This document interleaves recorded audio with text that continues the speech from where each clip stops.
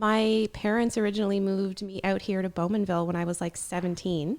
And I was like... Okay, so you came right to Bowmanville? So you were 17 years old my and you dad came was out working of, out here. I believe it was Scarborough, right? Yeah, I say Toronto, Scarborough proper.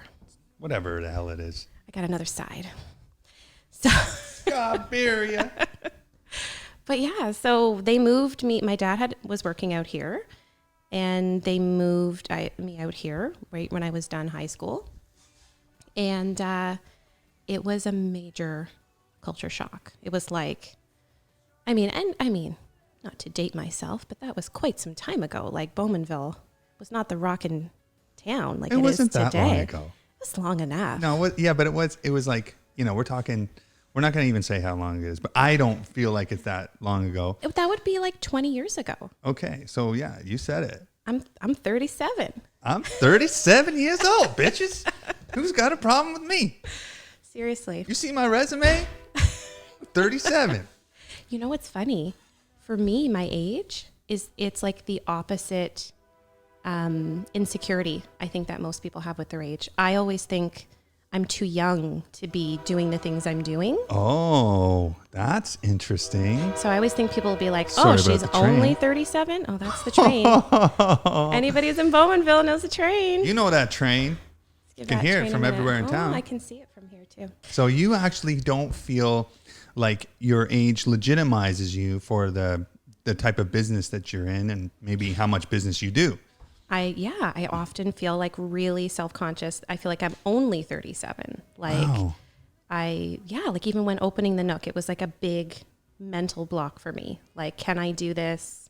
Are they going to have me at the table, the broker table, or not? You know? Right. Yeah. Okay, well, that's really interesting.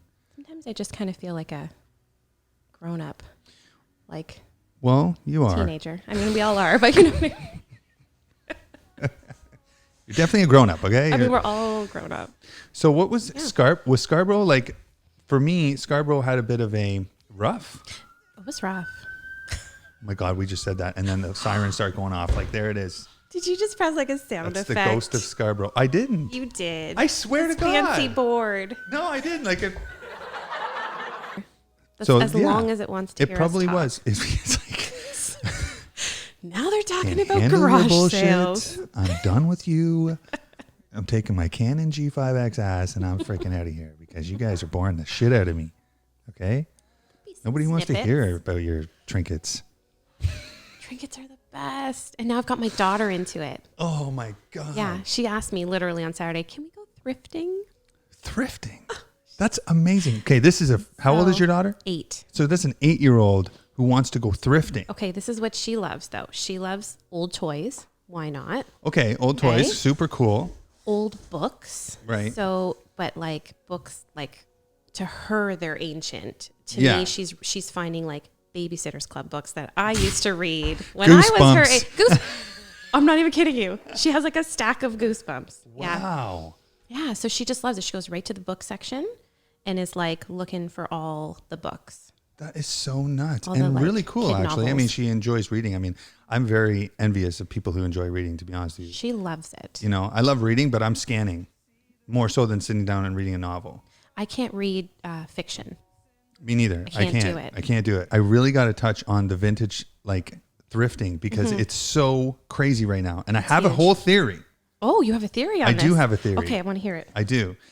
People like listening to stories from the past, and people like listening to, you know, different stories their grandpa or grandma might tell them. Now kids can go back to these, they can go into these vintage places and they're getting younger and younger. They can actually walk in the shoes of their parents and grandparents. Like literally. That's profound, dude. That's what like, I was thinking. That's big. Yeah, I was like, they can literally go back in time and this is what they're appreciating. Mm-hmm. And I find it just so cool. I mean, I got the girls at home and we're trying to create a store so that they can sell outfits that they're finding in thrift stores. Like they're putting the outfits together and then sell, like, yeah, it's crazy. Are they not the coolest? They're so cool. Oh my gosh. I'm like, I don't remember any of this shit when I was a kid. I mean, I got clothes like once a year. Maybe you had a different experience. That was pretty much me too. I think we grew up similar in that sense. Yeah. And I think it just somewhere along the line though, we have to recognize it all of a sudden became cool too, right? Right. To like reuse. That's things. right. No, recycle, reduce, reuse, recycle was like a thing that was catching on when we were kids. Right? Maybe it's that like song they taught us. It's the song, you know? Has to be. Because people who are like kids these days, that doesn't go well with me. Because I'm just like, everybody has to deal with a different set of shit. Mm-hmm. You know, everybody, like sometimes adults, you know, our age or older, definitely older, it can be like, you know, they got their face in their phones and stuff like that. It's like, do you know who created the phones? Right. Do you know who wrote the code for these phones? Like our generation and the generation before us. So you got to shut the hell up because you set these kids up to deal with this shit. Yeah, that's so true. You know?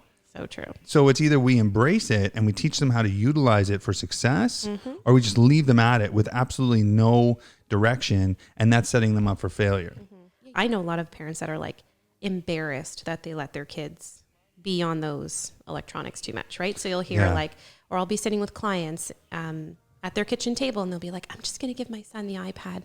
Sorry. I'm like, that's okay. He's 3. He's screaming. We need to chat. Give him the iPad. I'm fine with that. Shut right? the hell up, Junior. No.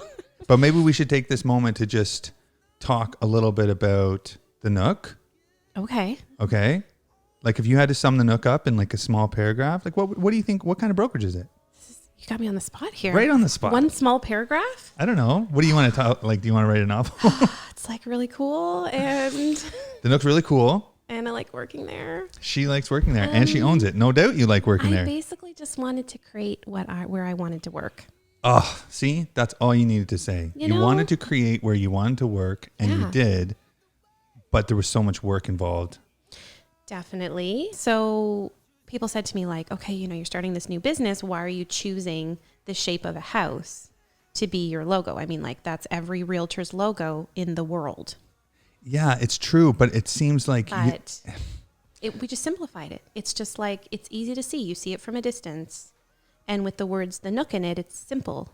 It is simple. Simple is everything. Like it's not a memorable. Rooftop with little windows, which is like the Canva extraordinaire, you know? I think it is. It's actually just a silhouette. Of a house. But then people everywhere send me these little things. They send me like they buy things at the store that are shaped like houses. That's bonkers. Especially if they're black. Oh, and they are very excited for me that it's a Nook house. Are you kind of like tired of it? No, I love it. Are you kind of like, listen, Debbie, take your friggin' photos. I don't care how many spoons you're going to collect. And I'm glad that there's a little house beside all your spoon collection. You really just wanted to show me your spoon collection. I like a good spoon collection. You have a spoon collection? No, I don't have one, but... Are you planning on having one? I admire a collection of any kind. You can go to any antique store and they've got plenty of spoons. Right? I don't get it. I'm turning into a bit of a crazy collector lady. Just talk to my husband about my problems. Oh my God, are you hoarding? Don't hoard. I love like brass things. Brass. Oh, that's like so. Give me a little brass. Industrial area. Honestly, give me a little brass. I like going to brass. the like the Value Village, and I'm like brass. I'm right on it. Oh my God! I scan the shelves. There's so many. That's cute messed up. There's so many cute little things that people have made of brass. Like what? Like trinkets. Shall I tell you some that I have? Please. I have frogs hanging on a little swing. Brass made frogs. Of brass. Okay. That's about as far as I would take it, and then I'd move on. But I have a tiny brass mice, little mice, and a little mouse. Mouse. You have multiple mouses. Okay, so there's multiple mouses or mice. I see. I have little brass mice. I have a pair of brass like lady legs. They're just legs, and you can like position them. That doesn't sound right. You can put them on things. Just brass lady legs that you position. Yes. For what? Like you put them on like your shelf on a book, and it looks like the book has little legs coming out of it. Oh, the book has little legs. Like, okay, I get it. Like they're two lady legs. Yeah, I gotcha. I actually did not thrift those. I bought those from a wonderful girl in Whitby who sells amazing vintage things on her Instagram, and I'm obsessed with her. Do you want to tag that Instagram? Yes. What's the sweetest vintage? The sweetest vintage. The sweetest Ding. vintage. Trust me, she's amazing. That's cool. Many of the things I own are from her. I gotcha. So you're hoarding brass. Hoarding brass. Yeah. Okay. I'm starting to hoard phones. I'm actually collecting old phones. Okay.